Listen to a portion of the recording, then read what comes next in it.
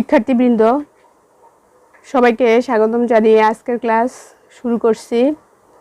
আমি মুসাম্মদ মোর্শেদ আক্তার,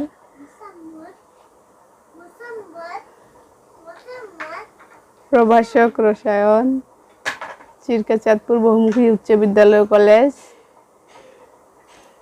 একাদশ শ্রেণীর রসায়ন প্রথম পত্র, দ্বিতীয় অধ্যায় গুণগত রসায়ন, যেটা সেখান থেকে কিছু টপিকস নিয়ে আমরা আজকে আলোচনা করব।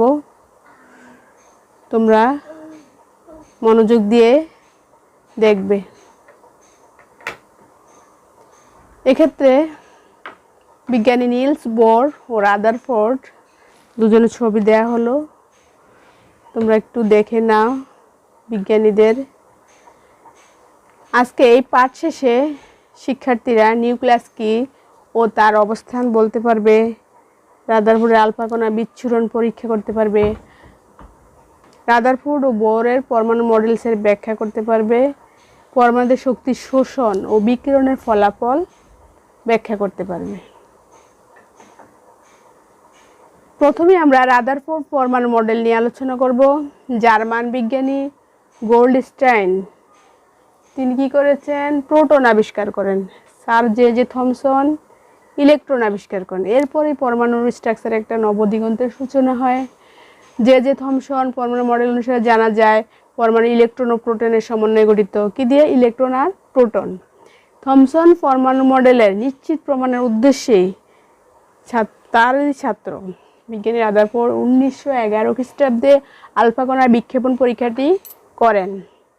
বিজ্ঞানী রাদারফোর্ড আলফা কণা বিচ্ছুরণ পরীক্ষার মাধ্যমে নিউক্লিয়াসের অস্তিত্ব প্রমাণ করেন। তিনি এক্ষেত্রে আলফা কণা যে নিয়ে কাজ করেছেন, আলফা কণা হচ্ছে হিলিয়ামের দ্বিধনাত্মক আধানযুক্ত নিউক্লিয়াস। একে আমরা He2+ উপরে পারমাণবিক সংখ্যা 2, ভর সংখ্যা 4 এভাবে প্রকাশ করি। তিনি 4 × 10⁻³ ন্যানোমিটার পুরুত্বের একটি সোনার পাত নিয়ে এক পাশে জিঙ্ক সালফাইডের প্রলেপযুক্ত পর্দা স্থাপন করেন, অপর পাশে লেড ব্লকে তেজস্ক্রিয় রেডিয়াম থেকে নির্গত শক্তিশালী আলফা কণাসমূহ সোনার পাতের উপর নিক্ষেপ করে পুরো ঘটনাটি পর্যবেক্ষণ করেন। কি করছে? এই ছবিতে তোমরা দেখতে পাচ্ছ গোল্ড প্লেট, আর ওখানে তোমার রেডিয়েশনটা কিভাবে রেডিয়াম থেকে নির্গত হচ্ছে। তো আমরা আরও সামনে গেলে দেখব যে অধিকাংশ কণায় কি আলফা কণায় সোনার পাত ভেদ করে চলে যায়। অল্প সংখ্যক আলফা কণা তাদের গতিপথ থেকে বেঁকে যায়। খুব কম সংখ্যক আলফা কণা 20,000-এর মধ্যে মাত্র একটি কণা সোজা বিপরীত দিকে ফিরে আসে। 99% আলফা কণাই ভেদ করে সোজাসুজি চলে যায়, 99% যেটা, এবং এরা জিঙ্ক সালফাইড পর্দাকে দীপ্তিমান করে। তারপর এই স্বর্ণপাত তড়িৎবীক্ষণ এই পরীক্ষাটা যখন তিনি করেন, সেখান থেকে তিনি কতগুলো সিদ্ধান্ত গ্রহণ করেন। সিদ্ধান্তগুলো তোমাদের বলবো, এর আগে তুমি আরেকটু ক্লিয়ারভাবে ছবিটা দেখো। আলফা রশ্মি সোনার পাত ভেদ না করে ফিরে আসে জিঙ্ক সালফাইডের পর্দার ওখানে প্রলেপের কারণে। কিছু কিছু কণা সোজা চলে যেতে পারে, অধিকাংশই কি হচ্ছে? বেঁকে যাচ্ছে। এবার আমরা সিদ্ধান্তগুলো বলি। তিনি এই সব ঘটনা থেকে সিদ্ধান্ত নিলেন যে আলফা কণা যেহেতু ধনাত্মক পজিটিভ চার্জ বিশিষ্ট, তাই পরমাণু অভ্যন্তরের অবশ্যই কোনো না কোনো ধনাত্মক অংশ আছে, যা ধনাত্মক আলফা কণাকে কি করে? বিকর্ষণ করে, তার মানে বিচ্যুতি ঘটায়, তাই না? প্লাসে প্লাসে কি হবে? বিকর্ষণ হবে। 2 নম্বর, অসংখ্য আলফা কণার মধ্যে যেহেতু কয়েকটি কণা কি করে? বেঁকে যায়, সেজন্য কেন্দ্রস্থলে ক্ষুদ্র পরিসর নিউক্লিয়াস ছাড়া পরমাণু অভ্যন্তরের পুরো স্থানে ফাঁকা। তাই অধিকাংশ আলফা কণা কি খুব সহজে স্বর্ণপাত ভেদ করে চলে যায়। আবার বলেছে যে এক্ষেত্রে পরমাণুর আকারের তুলনায় নিউক্লিয়াসের আকার খুবই ছোট। পরমাণুর ব্যাস 10⁻⁻10 মিটার, আর নিউক্লিয়াসের ব্যাস হবে 10⁻⁻15 থেকে 10⁻⁻14 মিটার।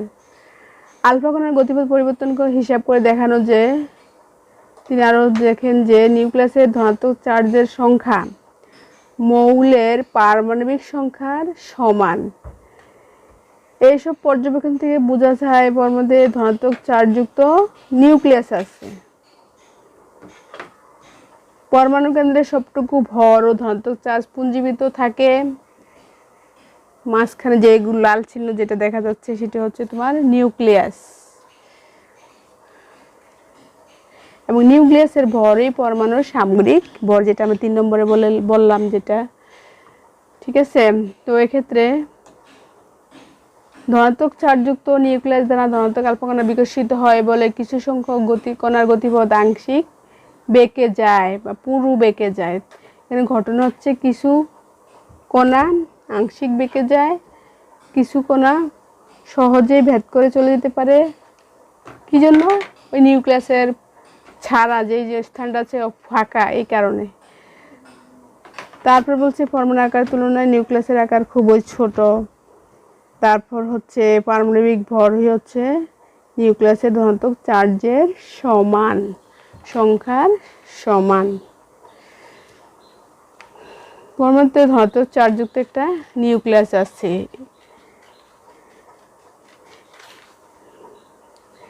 বিজ্ঞানী রাদারফোর্ডের নিউক্লিয়াসের অস্তিত্বের পরীক্ষাটি এই আলফা কণা পরীক্ষা দিয়ে ব্যাখ্যা করা যায়। এবার আসো রাদারফোর্ডের পরমাণু মডেলের স্বীকার্যগুলো, যেগুলো আমরা না জানলে পরমাণু গঠন সম্পর্কে জানতে পারবো না। 1911 সালে আলফা কণা বিচ্ছুরণ পরীক্ষা থেকে একটি মডেল উপস্থাপন করেন। সেক্ষেত্রে তিনি বলছেন পরমাণুর 2টি অংশ আছে। সকল পরমাণু অতিশয় ক্ষুদ্র গোলাকৃতি কণা, এর 2টি অংশ, একটা হচ্ছে নিউক্লিয়াস বা কেন্দ্র, সেন্টার যেটা, আরেকটা হচ্ছে কেন্দ্র বহির্ভূত অঞ্চল। এখানে চিত্র দিয়ে বোঝানো হয়েছে। তো এক্ষেত্রে নিউক্লিয়াসটা অবশ্যই কেন্দ্রে থাকবে, আর এক্ষেত্রে কেন্দ্রস্থলে যেটা ধনাত্মক চার্জ বিশিষ্ট ভারী বস্তু কণা সেটাই নিউক্লিয়াস। সমগ্র পরমাণু তুলনায় নিউক্লিয়াসের আয়তন অতীব নগণ্য। প্রায় সবটুকু ভর নিউক্লিয়াসেই পুঞ্জীভূত থাকে পরমাণুর। মোটামুটিভাবে নিউক্লিয়াসের ভরেই পরমাণুর ভর। শিক্ষার্থীরা, সৌরজগৎ যেটা আমরা কল্পনা করি সূর্যের চারদিকে ঘূর্ণায়মান গ্রহগুলোর মতো, পরমাণুতে নিউক্লিয়াসের চারদিকে ঋণাত্মক চার্জযুক্ত ইলেকট্রন বিভিন্ন কক্ষপথে দ্রুত গতিতে সর্বদা ঘূর্ণায়মান অবস্থায় থাকে। ঘূর্ণায়মান ইলেকট্রনের উপর 2 ধরনের বল কার্যকর হয়। তো 6 নম্বরে আছে, তোমরা বই মিলিয়ে নিতে পারো। নিউক্লিয়াস ও ইলেকট্রনের মধ্যে বিরাজিত কেন্দ্রমুখী স্থির বৈদ্যুতিক আকর্ষণ বল এবং ঘূর্ণনের ফলে একটা সৃষ্ট কেন্দ্র বিমুখী বল। এই 2 প্রকার বল পরস্পর সমান ও বিপরীতমুখী। নিউক্লিয়াসের ধনাত্মক চার্জের সংখ্যা এবং কক্ষপথে পরিবর্তিত ঋণাত্মক চার্জযুক্ত ইলেকট্রনের সংখ্যা সমান। এই কারণে সামগ্রিকভাবে সকল পরমাণুই চার্জ নিরপেক্ষ বা নিউট্রাল।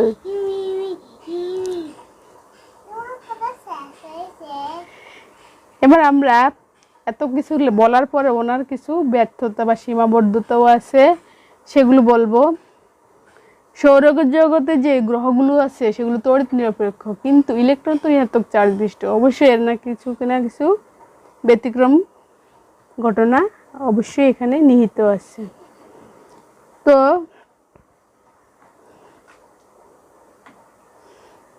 তিনি 2 নম্বরটা বলতে পারি যে সৌর মণ্ডলের সাথে যে তুলনা করা হয়েছে এই মডেলকে, এটা আসলে যৌক্তিক নয়।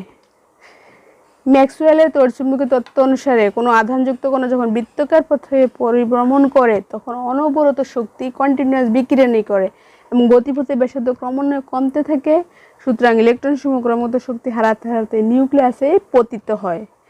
ফলে পরমাণুর মডেলের স্থায়িত্ব নষ্ট হয়ে যায়। তাহলে কি এই তত্ত্বটা সঠিক? গ্রহণযোগ্য এক্ষেত্রে হবে না। এই মডেল কিন্তু আমার ইলেকট্রনের বা কক্ষপথের আকার আকৃতি সম্পর্কে কোনো ধারণা দেয়নি। এছাড়াও একাধিক ইলেকট্রন বিশিষ্ট পরমাণু ইলেকট্রনগুলো নিউক্লিয়াসে কীভাবে পরিভ্রমণ করবে তাও ব্যাখ্যা দিতে পারেনি। পরমাণু বর্ণালী সম্পর্কেও কোনো সুনির্দিষ্ট ব্যাখ্যা দিতে পারেনি। যেসব পরমাণুতে নিউক্লিয়াসে একাধিক প্রোটন আছে সেসব নিউক্লিয়াস কীভাবে স্থিতিশীল হয় তাও কিন্তু এখানে ব্যাখ্যা করতে পারেনি। শিক্ষার্থীবৃন্দ, একটি রাদার পরে আলফা কণার বিচ্ছুরণ যে পড়ছো সেটাতে একটা পরীক্ষা আছে ভিডিও সহকারে, যেটা আমরা ক্লাসে উপস্থাপন করেছিলাম। তোমরা আবার একটু ভিডিওটা দেখে নেবে।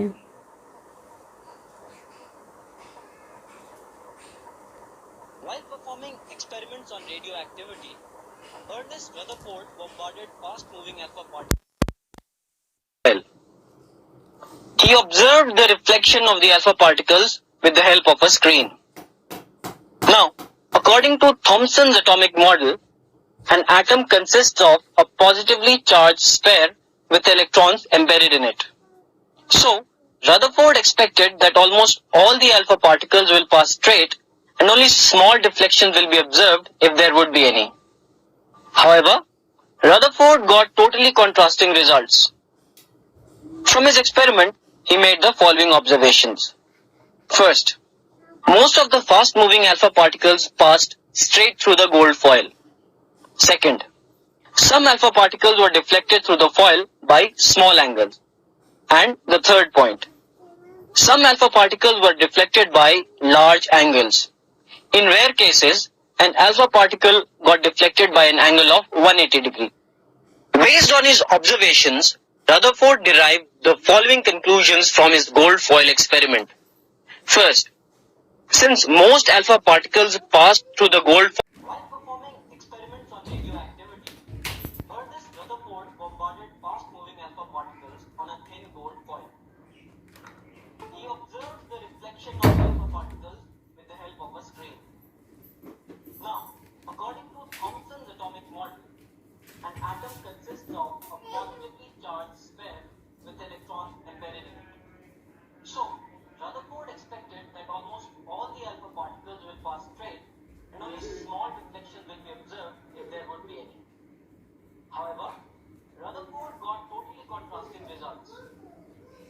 From his experiment, he made the following observations. First, most of the fast-moving alpha particles passed straight through the gold foil. Second, some alpha particles were deflected through the foil by small angles. And the third point, some alpha particles were deflected by large angles. In rare cases, an alpha particle got deflected by an angle of 180 degrees. Based on his observations, Rutherford derived the following conclusions from his gold foil experiment. First, since most alpha particles pass through the gold foil without any deflection, most of the space inside an atom is empty. Second, very few particles suffered a deflection from their path. Now this means that positive charge occupies very little space inside an atom. Third and final point, as a small fraction of particles got deflected completely by 180 degrees, all positive charge and mass of gold atoms are present within a very small volume inside the atom.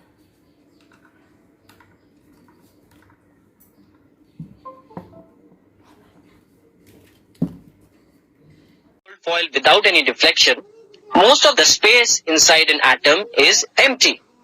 Second, very few particles suffered a deflection from their path. Now this means that positive charge occupies very little space inside an atom. Third and final point, as a small fraction of particles got deflected completely by 180 degrees, all positive charge and mass of gold atoms are present within a very small volume inside the atom.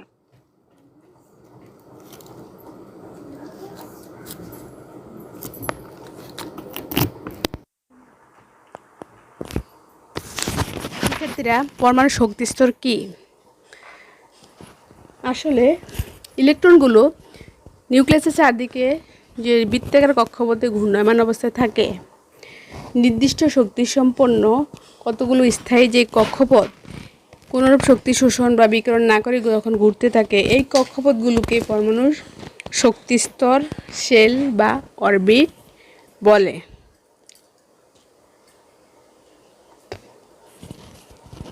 এবার আমরা Nils বোরের পরমাণু model নিয়ে আলোচনা করব।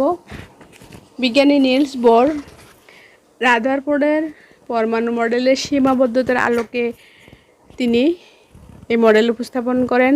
এটা 3টি ভাগে বিভক্ত: শক্তি স্তর সম্পর্কিত মতবাদ, কৌণিক ভরবেগ সম্পর্কিত প্রস্তাব, শক্তির বিকিরণ সম্পর্কিত প্রস্তাব।